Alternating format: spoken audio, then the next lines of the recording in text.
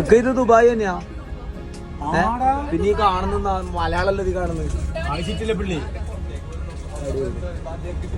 അങ്ങനെ ride കൊണ്ടൊപ്പമുള്ള last ദിവസം Dubai museum കണ്ട് ഫെരാരി വേൾഡും കണ്ട് നേരെ എയർപോർട്ടിലേക്ക് പോയി. 2 ദിവസം നമ്മൾ നാസർ ഖാൻ്റെ വണ്ടിയിൽ തന്നെ യാത്ര ചെയ്തു. അങ്ങനെ മൂപ്പരോടുള്ള യാത്ര പറഞ്ഞ് ഞാൻ അബുദാബി എയർപോർട്ടിൻ്റെ ഉള്ളിലേക്ക് കയറി. 1 മണിക്കാണ് നമുക്ക് ഇവിടുന്ന് ഫ്ലൈറ്റ്.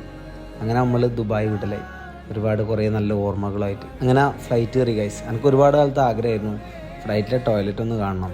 അങ്ങനെ അതെല്ലാം കയറി കണ്ട് കൊച്ചിയിലെത്തിരാന്ന് ഈ പെട്ടി വരുന്നുണ്ട്.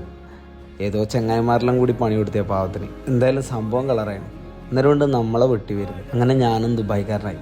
അപ്പോഴത്തേക്കും നമ്മളെ സായന്ത് കൂട്ടാൻ വന്നിട്ടുണ്ടായിരുന്നു. എയർപോർട്ടിൻ്റെ പുറത്ത് ചെല്ലും ഫസ്റ്റ് കാണുന്നത് തന്നെ ആനയാണ്. കുറച്ച് മുമ്പോട്ട് കയറി ഒരു ചായക്കട കിട്ടി.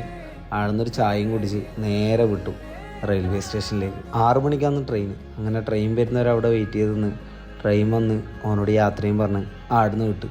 എൻ്റെ ലൈഫിൽ ആദ്യമായിട്ടാണ് ഞാൻ ഇത്രയും കാലിയായിട്ടൊരു ട്രെയിൻ കാണുന്നത്. അങ്ങനെ തിരിച്ച് ഞാൻ എൻ്റെ നാട്ടിലെത്തി ഗൈസ്. നമ്മുടെ നാട്ടിലാണെങ്കിൽ 7ൻ്റെ ഒരു ടൂർണമെൻറ്റ് നടക്കുന്നുണ്ട്. നേരെ വിട്ട് അങ്ങോട്ടേക്കാണ്.